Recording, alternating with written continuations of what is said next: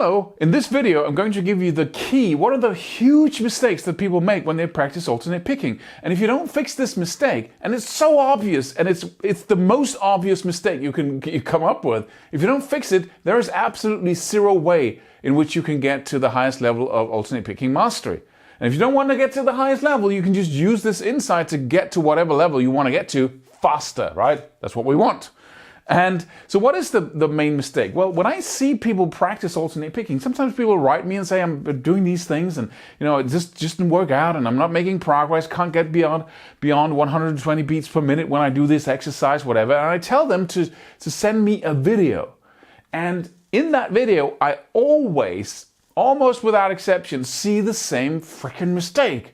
And we need to fix that now. And the mistake is that, what is wrong with this picture? Right? Now I'm practicing alternate picking. What is wrong with this?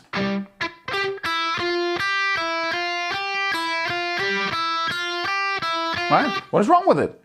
I'm not practicing alternate picking fast. I want to be able to play fast. So there's a huge difference between playing very fast alternate picking and playing very slowly. When I play slowly, I articulate every single note and I use huge movements. Right? I use different accents and I do pinch harmonics, I do all kinds of stuff with my pick, right? So I really need those movements because I need to influence the tone, the note, the vibrato, the pick stroke, everything, right? And as I play faster and faster, I don't have time for that. There's simply no time to do vibrato when you're playing like...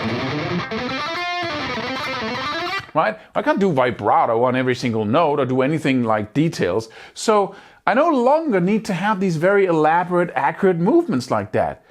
So what my hand becomes, as you can see, right? If I go, it becomes a robot. As you go up in speed, all the details disappear and you become a robot. At least your hand does, right? It's mechanical. It's predictable. It's like a machine. So if we want to practice that doesn't come out of having a lot of movements and a lot of, when we practice normally, we think about, if I pick the string with the downstroke, then I'm successful. If I pick the string with the upstroke, I'm successful. So I must be practicing alternate picking. But it doesn't work that way. You should be focused on, if I picked the string with that downstroke, with the simplest of movements, with the least amount of movement, with the least amount of picking depth, right? And I do the upstroke in the exact same way, getting the exact same tone, and then I'm actually practicing alternate picking fast, right? So I go, I see if I can create a pendulum in my hand, I see if I can create simplicity and predictability instead of just having, okay, I hit the note, then I'm successful. No, you're not, because you're not, right, you get my point, right? And this is so different from so many other things. And I really recommend that you just start on one string. Just pick 3 notes on one string. And see how simple you can make it and how minimal you can make it. So you're emulating that robotic fast movement. That is practicing alternate picking. You can practice slow alternate picking, but by all means then influence the note, right? Right? Then do something with all the time you have, right? If you want to practice fast, practice in the way you play when you play fast. This is radically different from any other thing you want to practice. And that's why everybody is tripped up by it. Because when we want to become good at playing a computer game, right? We just sit down and do it. That's practicing. Well, how do I practice? Well, I just do it, right? I try.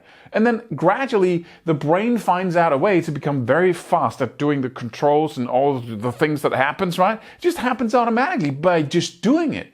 Whenever we want to, football, for instance, you just go ahead because you have that, gravity is involved when you kick a football, all kinds of other elements are involved. Then you just go ahead and practice by trying. You don't do that here. This is alien-like stuff, right? It's so rapid that we have to pull upon the intelligence of the frontal lobes, right? And really get intelligent about what we're doing.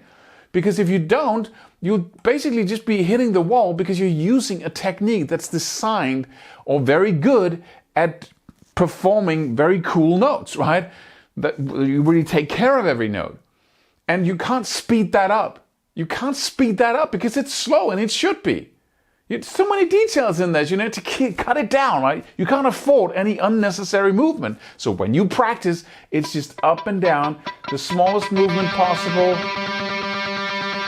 Can I get the same sound every time the pick hits the string, right? Yes, I can. So you go from that slow to that fast.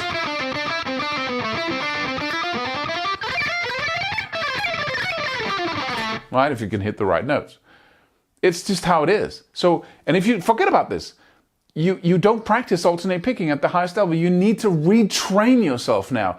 Record yourself. Have a mirror in front of you so you can see how it looks when you practice, right? So it needs to look like if you were playing super fast.